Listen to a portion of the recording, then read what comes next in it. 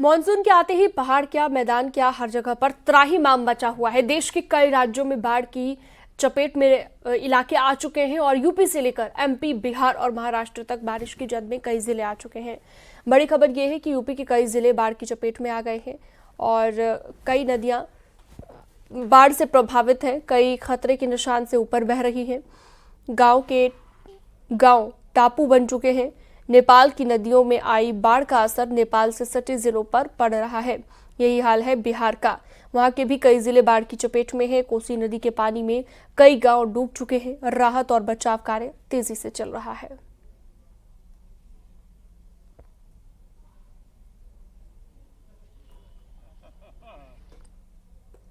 तो देख सकते हैं आप, नदियों के आसपास के जो गांव हैं, आसपास के जो इलाके हैं, वो पूरी तरह जलमग्न हो गए हैं और नाव के सहारे यहाँ पर ट्रैवल किया जा रहा है।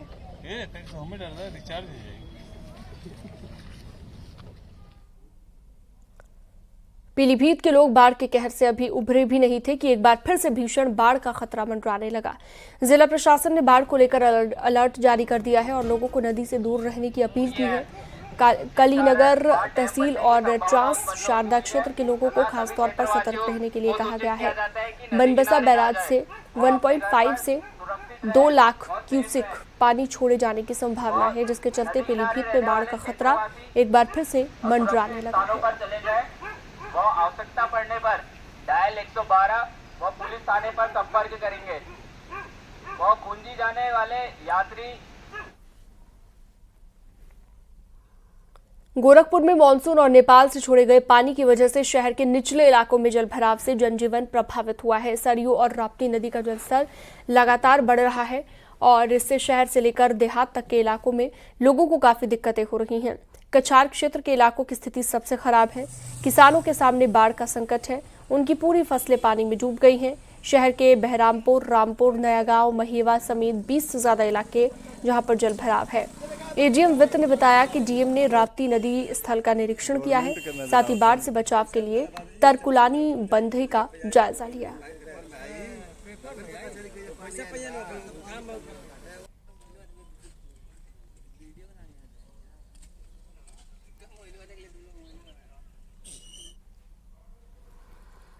पिथौरागढ़ की धारचूला तहसील में आसमानी आफत ने तांडव मचाया है। यहाँ पर बादल फटने से कुलागाड़ का बैली ब्रिज बह गया है और ये ब्रिज बॉर्डर की ब्यास, दारमा और चौदास घाटियों को जोड़ता था। पुल बहने से करीब 35 गांव पूरी तरह कैद हो गए हैं। धारचूला के ऊपरी इलाके में बादल फटने से काली नदी का जलस्तर बढ़ने लगा है। प्रशासन ने नदी किनारे बसे लोगों को सुरक्षित स्थानों पर जाने के लिए कहा है।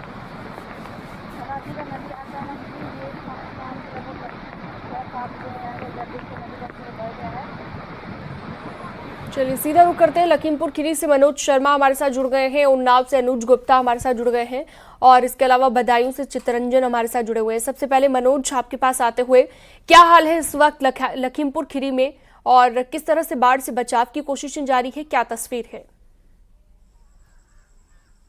बिल्कुल, लखीमपुर खीरी पिछले 7 दिनों से बाढ़ से जूझ रहा है। लखीमपुर खीरी की 5 तहसीलें ऐसी हैं जो बाढ़ग्रस्त है। लगभग 150 गांव की 1.5 लाख की आबादी जो लगातार पिछले 7 दिनों से बाढ़ से जूझ रहा है। लखीमपुर खीरी में कल एक राहत भरी खबर जरूर आई थी कि जलस्तर में थोड़ा कमी आई थी और जो बनबसा बैराज से जो डिस्चार्ज था वो 1,70,000 के आसपास हो गया था। 2 लाख से जब नीचे आता है तो वाटर लेवल कम होने लगता है और बाढ़ का उतरना जारी हो जाता है। लेकिन देर रात से ही लगातार जो धारचूला में पहाड़ों पर जो धारचूला में उत्तराखंड में बादल फटे हैं, उसके बाद फिर से एक बार जलस्तर में बढ़ोतरी हुई है।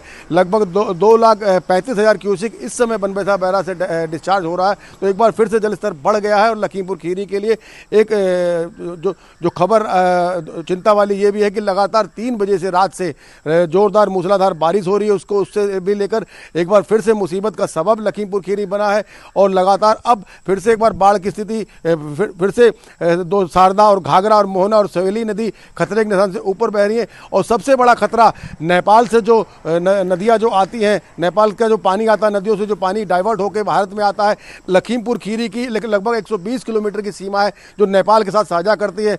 नेपाल से जो अनकाउंट पानी लखीमपुर खीरी में आता है वो और स्थिति खराब कर देता है। कहीं ना कहीं 5 तहसीलें, संपूर्ण नगर है, पलिया है, निगासन है, और आपके निगासन से जुड़े हुए लगभग 25 से 30 गांव, पलिया से जुड़े हुए लगभग 50 गांव ऐसे हैं जिसका मुख्यालय से संपर्क कट गया। रेल मार्ग और सड़क मार्ग पूरी तरीके से क्षतिग्रस्त हो गया है, इससे आवागमन जिनका संपर्क कट गया है आसपास के इलाकों से। और हमारे साथ अनुज गुप्ता भी जुड़े हुए हैं उन्नाव से, जो कि नाव पर बैठे हुए नजर आ रहे हैं।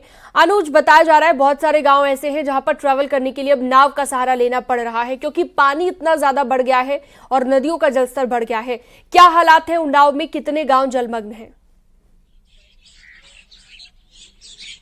जी देखिए, अभी उन्नाव में 3 दिन पहले ही पानी गांवों की तरफ जो निचले इलाके गंगा के वहां पर प्रवेश करना शुरू किया है। तस्वीरों में हम दिखा दें, इस समय हम गंगा घाट कोतवाली क्षेत्र के चंपापुरवा इलाके में हैं।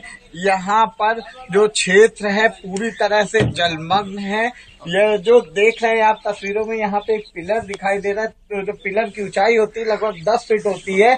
तो देख सकते हैं यहाँ पर लगभग 7-7 फीट गहरा पानी भरा हुआ है। लोगों को अपने घरों तक जाने के लिए नाव का सहारा लेना पड़ रहा है। हम देख सकते हैं तस्वीरों में, उधर एक नाव चालक है जो अपनी नाव से पानी निकाले, उनके पीछे जो घर है वो भी बाढ़ के पानी से घिरा हुआ दिखाई दे रहा है। वहां पर लगभग 3 फीट के आसपास पानी भरा हुआ है।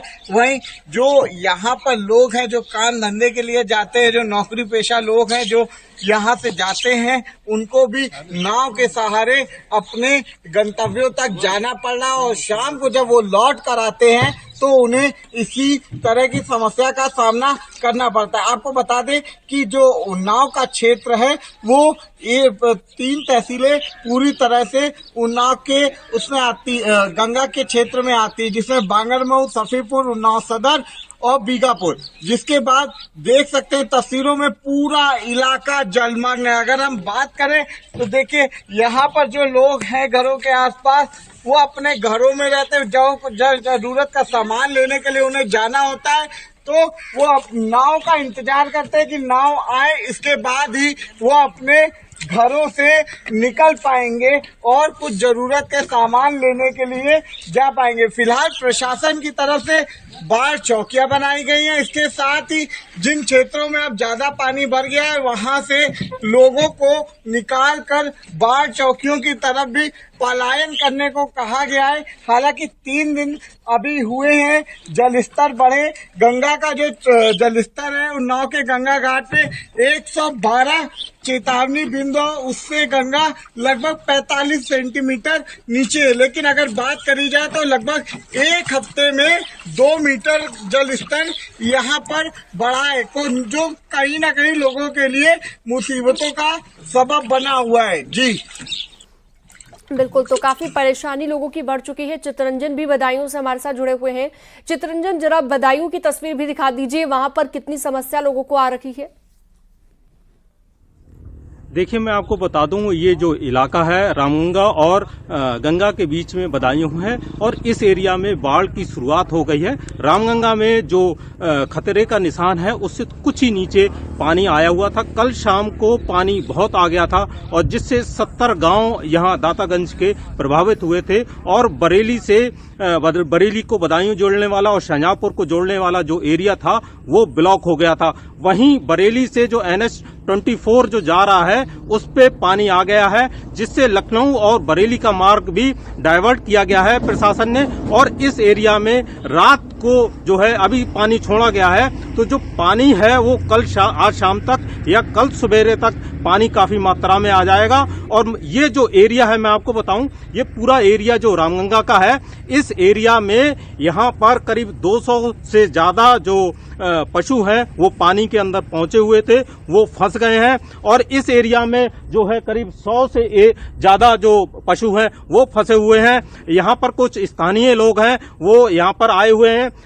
आपके कुछ पशु वगैरह फंसे हुए हैं? जी हाँ, गायें फंसी हुई हैं, एक हमारी घोड़ी फंसी हुई है वो उधर टापू पर। अच्छा, आपकी टापू पे घोड़ी और जानवर फंसे हुए, अचानक पानी आ गया था? हाँ, अचानक एकदम बाढ़ हो गई। शाम को नहीं था, रात भरे में एकदम बाढ़ आई, सुबह फंस गए सब। अच्छा, तो इस एरिया में कितना पानी आ जाता है, यहाँ क्या प्रभावित होता है? यहाँ सब जो पानी दिखाता है, सब बहुत ज्यादा पानी ज्यादा संख्या में आता है। देखिए, एक स्थानीय लोग और हैं जो यहाँ के हालात का जो स्थिति है उसको बताएंगे। नईम जी, यहाँ पर क्या स्थिति रहती है? क्या यहाँ पर लगभग हर वर्ष बाढ़ आती है। ये दातागंज तहसील क्षेत्र का एरिया लगता है और ये रामगंगा नदी यहाँ से निकलती है और इसमें जो काला डूंडी साइड से जो उत्तराखंड से पानी छोड़ा जाता है वो सीधा रामगंगा नदी में उतरता है। इसमें दातागंज क्षेत्र के करीब 2 दर्जन गांव ऐसे हैं, बेला डांडी, द्यूरिया है, तालिमगंज है, शंकरपुर है और तमाम गांव हैं। उसमें हर वर्ष रहती है, लेकिन इस बार जो है बारिश मतलब पानी कुछ ज्यादा ही पता, कल रात तक बहुत यहाँ पानी देखा गया, लेकिन अभी सुबह में कुछ कम हुआ है। लेकिन फिर प्रशासन की तरफ से थोड़ा सा अलर्ट किया गया है कि पानी फिर बढ़ेगा। और सबसे बड़ी बात है कि गांव के जो मवेशी हैं वो मवेशी लोग चरा रहे थे, एक टापू टाइप का बना हुआ है, वहां पर एकदम अचानक पानी आ गया। वहां कम से कम 100-150 मवेशी और एक घोड़ी भी वहां फंसी हुई है और अभी गांव वाले उसको प्रयास निकालने कर रहे हैं, लेकिन अभी पानी घटा है। बिल्कुल, तो काफी ज्यादा लोगों की परेशानी बढ़ चुकी है। जैसा कि अभी चितरंजन बातचीत कर रहे थे, अनुज भी लगातार जुड़े हुए हमारे साथ और बताया जा रहा है कि उनके साथ कुछ ऐसे लोग हैं जो काफी लंबे वक्त से वहां पर फंसे हुए हैं। अनुज, जरा बातचीत कीजिए उनसे, उनकी समस्या जानने की कोशिश कीजिए। प्रशासन किस तरह से मदद कर रहा है ये भी जानिएगा। जी देखिए, हम उस गंगा घाट के चंपापुरवा इलाके में यहाँ पे जो लोग हैं ये लगभग 3 दिनों से यहाँ पर हैं। तो आप लोगों तक अभी तक कोई मदद पहुँच? सामान लेने जाना हो तो आप लोग कैसे जाते हैं? रुक गया भैया, रुक गया लाइट कट हो गया, बकेट लगा दो। अरे नहीं, पूरा कट गया, हमारे नोट लिख के आ गया, नोट लिख के आ गया।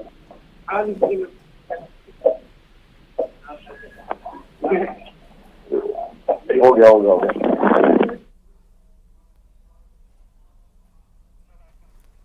तो लगता है संपर्क कट गया है उनसे, लेकिन आप अंदाजा लगा सकते हैं तस्वीरें देखकर। देखिए, ये लोग हैं यहाँ पर, हम इनसे बात करने की कोशिश करते हैं कि किस तरह से आप लोग यहाँ पे फंसे हुए। बैठ जाओ। कोई मदद मिल रही कि नहीं? भैया कोई मदद ऐसे बताइए, कोई मदद मिल पा रही कि नहीं? भूखे प्यासे मर रहे, कोई मदद नहीं। बल्ले पेट में तरह पड़ा, देखो ये दुकान पे पहले पहुंच नहीं पाते बच्चे रोते सारा दिन, और ना भैया है ना कुछ, ऐसे उतर के जाते। कैसे, अगर यहाँ से जाना हो तो आप लोग कैसे जाते हैं? पानी घुस के जाते हैं, दुकान पे सौदा लेने बच्चे से। क्या प्रशासन